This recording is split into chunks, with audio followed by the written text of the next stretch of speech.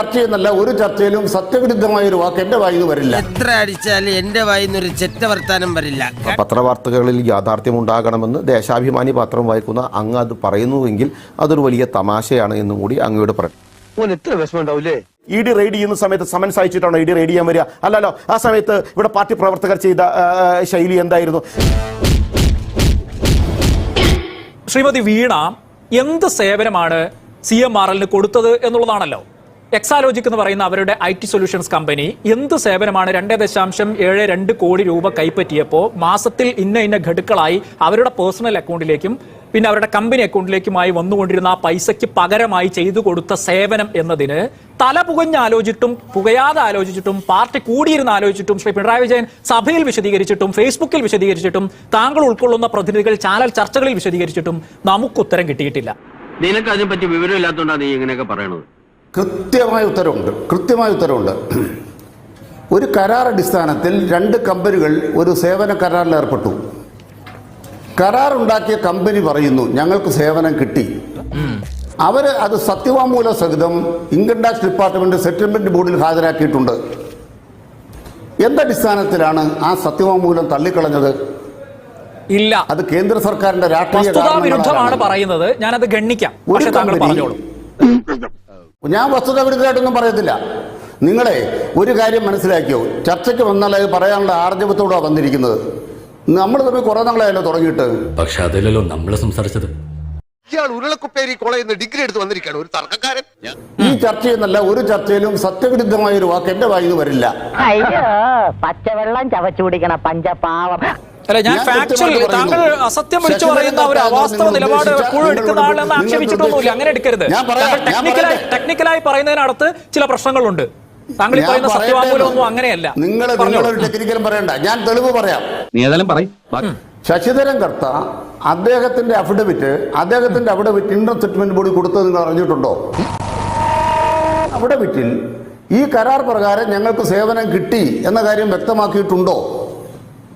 അത്തരമൊരു അഫിഡവിറ്റ് വൈകിപ്പോയി എന്നതുകൊണ്ട് ഞങ്ങൾ സ്വീകരിക്കുന്നില്ല എന്ന് ഇൻകം സെറ്റിൽമെന്റ് പറഞ്ഞതായിട്ട് നിങ്ങൾ മനസ്സിലാക്കിയിട്ടുണ്ടോ? ആ അഫിഡവിറ്റിന് മുൻപേ ശ്രീ ശശിധരൻ കർത്തയുടെ ഓഫീസിലെ ഉദ്യോഗസ്ഥരുടെയും ടെക്നിക്കൽ മാനേജർമാരുടെയും മൊഴി രേഖപ്പെടുത്തിയ ഇൻട്രീം സെറ്റിൽമെന്റ് ബോർഡ് ഉത്തരവ് താങ്കൾ വായിച്ചിട്ടുണ്ടോ? ആ വാർത്ത പുറത്തു വരികയും അതിനെക്കുറിച്ച് CPM-നോട് ചോദ്യങ്ങൾ വരികയും ചെയ്തപ്പോൾ മറ്റു വഴിയില്ലാതെ ശ്രീ ശശിധരൻ കർത്ത ഈ ഇങ്ങനെ ഒരു സത്യവാങ്മൂലം കൊണ്ടുപോയി കൊടുത്തത് താങ്കൾക്കറിയാമോ? അപ്പോഴത് താങ്കൾ പറഞ്ഞതുപോലെ ഇപ്പോഴത് പരിഗണിക്കാനാകില്ല എന്ന് പറഞ്ഞ് കോടതി അതിനെ മുഖവിലക്കെടുത്തില്ല എന്നുള്ളതും താങ്കൾക്കറിയാമോ? അതിനുശേഷം എൻഫോഴ്സ്മെന്റ് ഡയറക്ടറേറ്റിന് കൊടുത്ത മൊഴി താങ്കൾക്കറിയാമോ? ഒരു സേവനവും കിട്ടിയില്ല എന്ന് പറഞ്ഞ്. ഇത്രയും അറിഞ്ഞിട്ട് താങ്കൾ ഇത് പറയുമ്പോൾ അതിന്റെ ഒറ്റ പേരേ ഉള്ളൂ, വസ്തുതാ വിരുദ്ധത.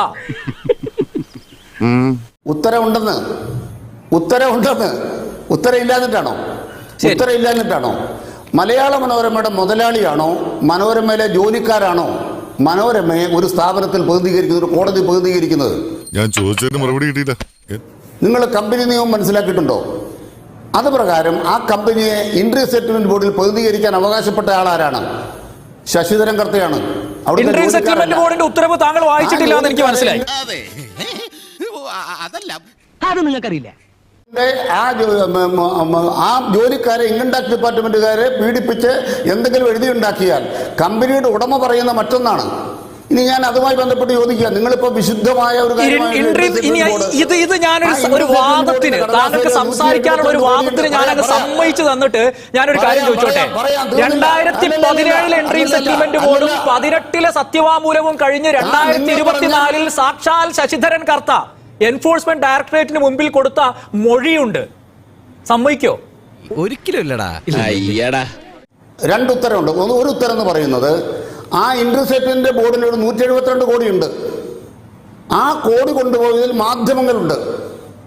അതിൽ മലയാള മനോരമ ഉണ്ടോ? നിങ്ങൾ ഇതുവരെ വ്യക്തമാക്കിയിട്ടില്ല നിങ്ങളില്ലെന്ന്.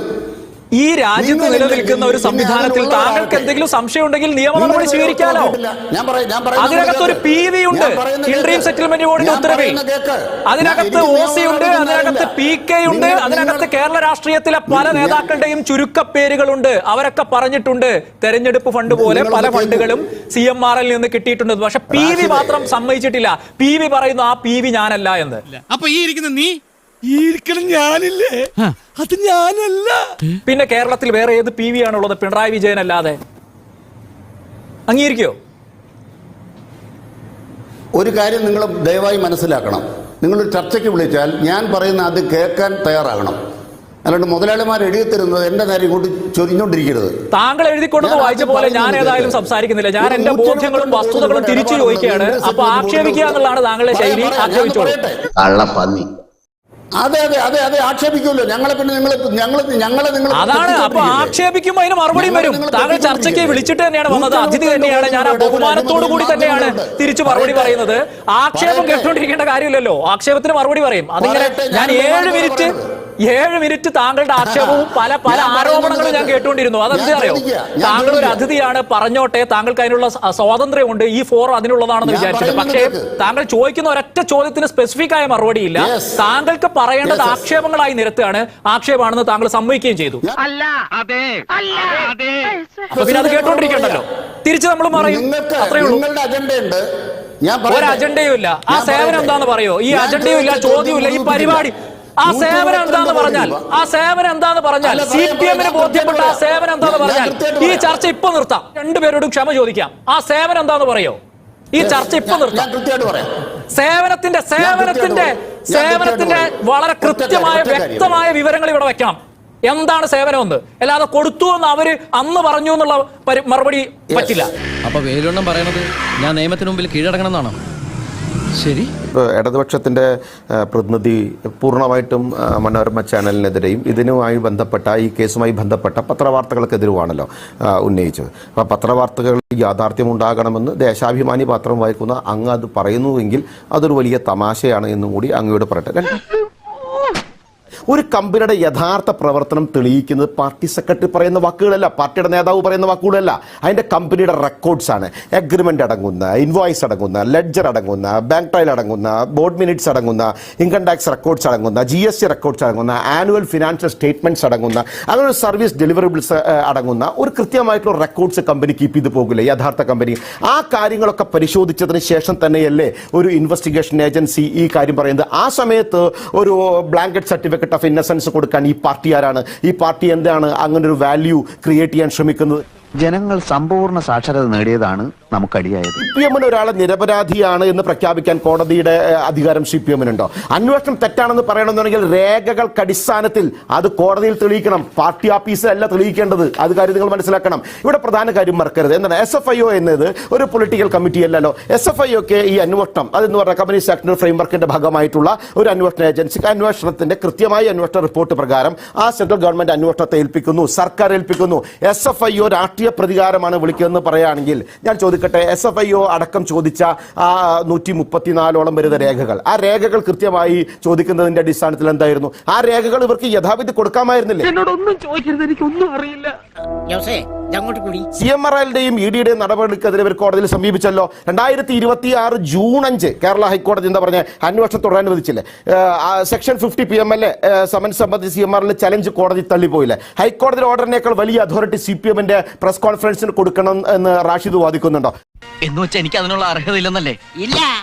കോടതി അന്വേഷണം അനുവദിച്ചപ്പോൾ എന്തായിരുന്നു CPM-ന്റെ നിലപാടുണ്ടായിരുന്നത്? അവിടെ എന്താണ് CPM എടുത്ത നിലപാട്? ED റെയ്ഡ് ചെയ്യുന്ന സമയത്ത് സമൻസ് അയച്ചിട്ടാണോ ED റെയ്ഡ് ചെയ്യാൻ വരിക? അല്ലല്ലോ. ആ സമയത്ത് ഇവിടെ പാർട്ടി പ്രവർത്തകർ ചെയ്ത ശൈലി എന്തായിരുന്നു? ഞാൻ ചോദിക്കട്ടെ, EDക്ക് SFIയുടെ രേഖകൾ കൊടുക്കുന്നതിന് എല്ലാ തീരുമാനവും കോടതിയല്ലേ കൊടുത്തത്? 134 ഡോക്യുമെന്റ്സ് ഉൾപ്പെടെയുള്ള രേഖകൾ EDക്ക് കൈമാറാൻ തീരുമാനിച്ചല്ലേ? അപ്പോൾ വീണ വിജയൻ ഒരു പ്രൈവറ്റ് സിറ്റിസൺ ആണ്, പ്രൈവറ്റ് പാർട്ടിയാണ്, പ്രൈവറ്റ് വ്യക്തിയാണ്, ഒരു ഇൻഡിവിജ്വലാണ്. ആ വീണ വിജയന് ഒരു ലീഗൽ ഡിഫൻസ് ഒരുക്കാൻ എന്തിനാണ് ഇടതുപക്ഷ രാഷ്ട്രീയ സംഘടനയും CPM-ഉം ഒരുങ്ങുന്നത്? താൻ ഈ ആരാന്റെ പിള്ളേരെ വാപ്പാകാൻ നോക്കണെന്തിനാ? നാണക്കേടല്ലേ? നമുക്ക് അഭിമാനമല്ലേ വലുത്?